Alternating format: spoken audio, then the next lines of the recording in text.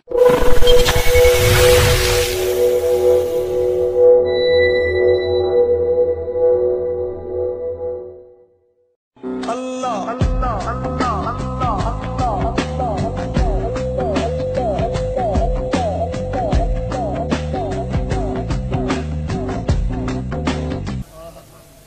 اس ذکوریت کے کچھ اور بھی طریقے ہیں. کچھ لوگ قناعت پسند ہیں، کچھ کم مرتبے میں، کچھ زیادہ مرتبے میں، کچھ عاشقین میں.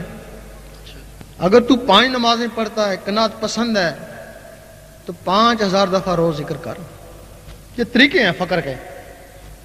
اگر تو عالم ہے، امام ہے، مقتدی پہ فضیلت ہے، وہ 5000 دفعہ ذکر کرتا ہے، تو 25000 دفعہ روز ذکر کر، تب تو جو اس پہ فضیلت ہے. اس کو عالم با عمل بولتے ہیں. اگر تو کوئی کتب ابدال کا رتبہ چاہتا ہے، اس کے لیے حکم ہے کہ 72000 دفعہ ذکر کر. اگر تو میرا عاشق، میں تیرا عاشق، اللہ تعالیٰ فرماتا جلدی آ، میں تیار ہوں. یعنی وہاں کوئی دیر نہیں ہے، وہ طریقہ بھی نہیں ہے. اس کے لیے 1.25 لاکھ دفعہ روز ذکر کرنا پڑتا ہے. تو 1.25 لاکھ دفعہ ذکر تسبیح سے نہیں ہوتا ہے، سانس سے نہیں ہوتا ہے، ضربوں سے نہیں ہوتا ہے، خفی نہیں ہوتا. 1.25 لاکھ کا ذکر ان دل کی دھڑکنوں سے ہوتا ہے. یہ سیکنڈ کی سوئی ان دھڑکن سے بنی ہے.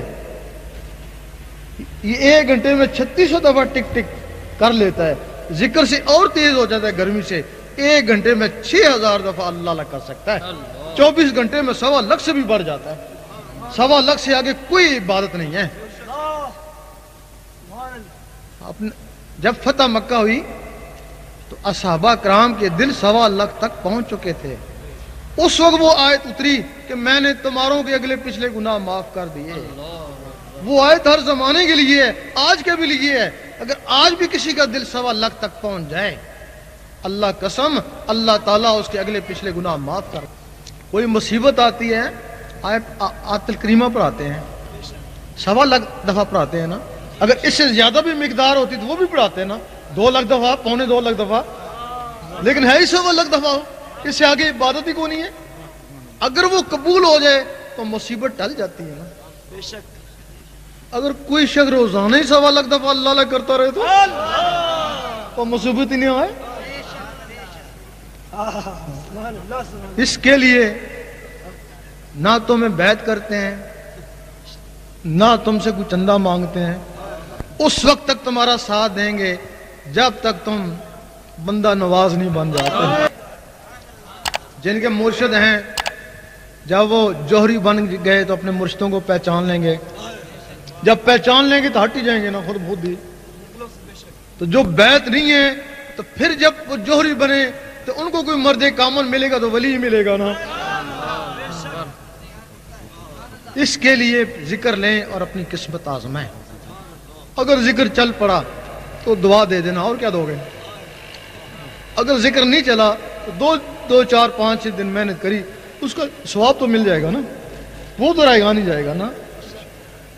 اس کے لیے میرے خیال میں ایک اور بات بتا دوں، اس کے لیے دل کا صاف ہونا ضروری ہے. اگر دل میں ذرا بھی بات ہو تو یہ ذکر پھر نہیں چل سکتے ہیں. دل کی صفائی کیا ہے کہ ہم نے ایک روحانی سفر لکھی تھی، کچھ زندگی کے واقعات، کچھ خوابوں کے واقعات.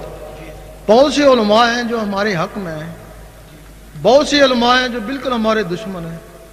وہ جو عالم سو قسم کے لوگ ہیں نا، وہ تو ہم پنجاب گئے تو کہنے ہم تمہاری ٹانگیں توڑیں گے اگر آئے تو.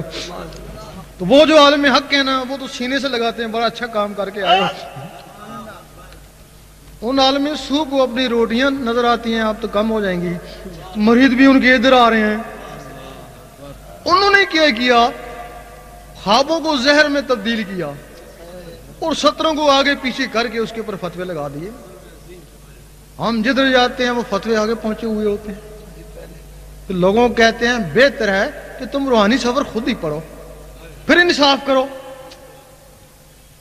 پھر وہ لوگ روحانی سفر پڑھتے ہیں، پھر کہتے ہیں ان علماء سے کہتے ہیں ان میں تو ایسی چیز نہیں ہے جو تم نے فتوے لگا دیے. پھر وہ کہتے ہیں دراصل بات یہ دوسرا ایڈیشن ہے، وہ پہلا ایڈیشن انہوں نے چھپا لیا ہے. اور ہم کہتے ہیں کہ پہلا ایڈیشن تمہارے پاس تو ہوگا نا جس سے تم نے وہ تحریریں لی ہیں، وہی دکھاؤ نا، اللہ وہی دکھاؤ، پتہ چلے۔ ہم ایک اللہ اور رسول کے حکم سے ایک بات کر کے جاتے ہیں اور وہ اس کے اوپر جھاڑو پھیرنے کی کوشش کرتے ہیں۔ بے شک ان کا جھاڑو زبانی لوگوں کے اوپر پھر سکتا ہے، لیکن وہ جو دل والے ہیں ان کا جھاڑو کبھی دل پہ نہیں جا سکے گا۔